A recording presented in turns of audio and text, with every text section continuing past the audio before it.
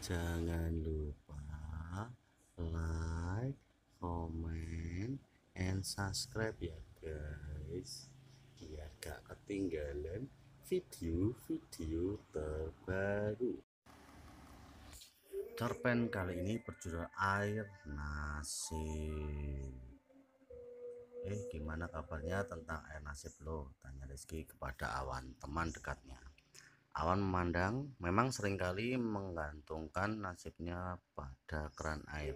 Unik memang, jika ia memutar-putar keran air tanpa hambatan atau lancar, artinya ia akan mendapat keberuntungan. Begitu juga sebaliknya. Namun untuk memutarnya tidak dapat disengaja, jadi tanpa sengaja.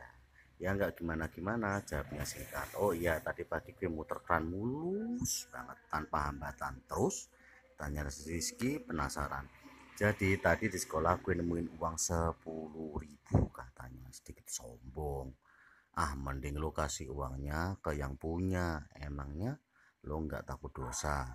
Uang itu tuh udah jadi rezeki gue, mungkin bukan rezeki yang punya. Awang memang sedikit keras kepala. Beberapa waktu yang lalu, ia juga pernah menemukan uang dalam jumlah yang lebih besar, puluhan ribu rupiah. Dia menemukan di depan gerbang sekolah sewaktu pulang sekolah. Kemudian dia langsung memberitahu Rizky. Riz, tunggu, kata Awang sambil berjongkok membetulkan tali sepatu, padahal dia sedang menginjak uang yang ia temukan. Kemudian Awang segera memasukkan uangnya itu ke saku dan berbisik pada Rizky, gue nemu duit. Tapi lo diem-diem aja, bener ya? Ya deh, Awang memang memperlihatkan uang yang dia temukan kepada Rizky. Buset, seru Rizky, mending uang itu lo kasih ke sekolah, biar kalau mau uang itu di depan gerbang males. Lo diamalin aja ke masjid. Ya nanti gue amalin ke masjid semuanya, ya enak aja. Berarti sama aja lo makan uang haram. Enggak juga kali, lagian kan itu uang rezeki gua. Awang tetap bersikukuh menganggap uang yang ia temukan adalah rezekinya. Dasar kepala batu. Ada satu kisah lagi dari Awang yang dengan nasib airnya itu. Ini dia, saat pagi hari sebelum berangkat ke sekolah, ia gagal 3 kali untuk memutar keran air secara lancar. Otomatis hari ini dia mendapat kesialan 3 kali juga. Kesialan yang pertama, dia terlambat sekolah dan dihukum keliling lapangan basket 5 putaran. Aduh, kasihan. Tidak bisa. Kalau kamu memang niat mau sekolah, kamu kenapa terlambat? Iya, Pak. Saya tadi bangun kesiangan. Ya udah, tapi nanti di dalam harus siap dikasih hukuman. Iya deh, jawab Awang pasrah. Setelah dia masuk, dia langsung ditegur oleh staf kesiswaan. Awang diberi hukuman untuk lari lapangan basket sebanyak 5 putaran. Awang pun segera melakukannya. Keringat mulai bercucuran dari dahi, leher. Aduh, bang sialan dumelnya.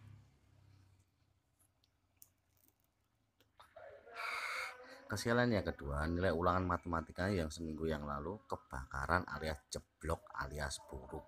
Ia mendapat nilai 3,5. Anak-anak, hari ini ibu akan membagikan hasil ulangan kita minggu lalu. Ya, nilai di bawah 7 harus mengerjakan soal di buku cetak sebanyak 30 lembar. Jangan soal duduk buku cetak sebanyak 30 lembar dan dia harus dikumpulkan serupu guru tutik, guru matematikanya.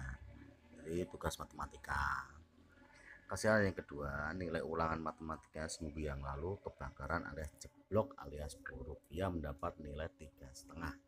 Anak-anak, hari ini bahkan bagian hasil ulangan kita minggu lalu yang nilainya di bawah 7 harus mengerjakan soal di buku cetak sebanyak 30 soal, dan lusa harus sudah dikumpulkan seluruh tutik guru matematika. Salah seorang murid pun mulai membagikan hasilnya. Awang kedap kedip cemas, wajahnya biar bisa. Tak henti-hentinya dia berdoa dan mohon agar dia mendapat nilai 10 ke atas, tapi kenyataannya jeblok bro. Rizky juga mendapatkan teman. Rizky yang juga merupakan teman sebangku Awang sudah mendapatkan hasilnya. Terlebih dahulu dia mendapat nilai 9. Temannya yang membagikan hasil ulangan itu berjalan ke arah Awang dan meletakkan tas secara terbalik sambil berkata, rasain lo, enak. kakaknya punya keras jangan kepala-kepala, punya kepala jangan keras-keras. Itu pun juga bercanda Rizky cuma bisa tersenyum menghargai perkataan temannya tadi. Awang mulai balik ke tanah dan melihat hasilnya. Dia sedikit kaget melihat hasilnya dan wajahnya terlihat lemas seperti orang bodoh. Padahal dia sudah hampir melihat nilai kebakaran di kertas ulangan. Di kanan atas kertasnya tertulis angka 3,5 dengan tinta merah yang sengaja dibesar-besarkan oleh gurunya. Awang hanya bisa menghembuskan nafas pasrah.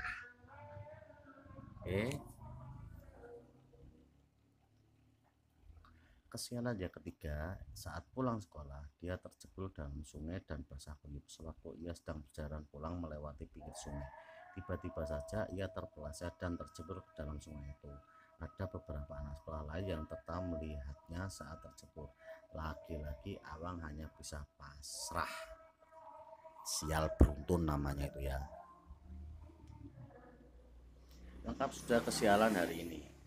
Entah kenapa seringkali nasihat ditentukan oleh air keran. Aneh memang, tapi itulah Awang, suatu keunikan tersendiri baginya yang tak bisa disengaja. Dan Rahmat salah tamat. Oke guys, jadi ini bercerita tentang Awang dan mitos kepercayaannya tentang keran air. Jadi dia meyakini kalau dia menyalakan keran air, kalau dia menyalakannya dengan lancar tanpa ada hambatan, dia pasti mendapatkan keberuntungan. Dan ketika dia menyalakan keran air itu keadaan seret, macet, atau keluar sedikit-sedikit, itu berarti kesialan ya, hanya sekedar hiburan aja. Ini bisa jadi pelajaran kita, jangan kita harus percaya hanya kepada Tuhan kita atau Allah ya, ingat jangan yang lain. Sekian dan terima kasih.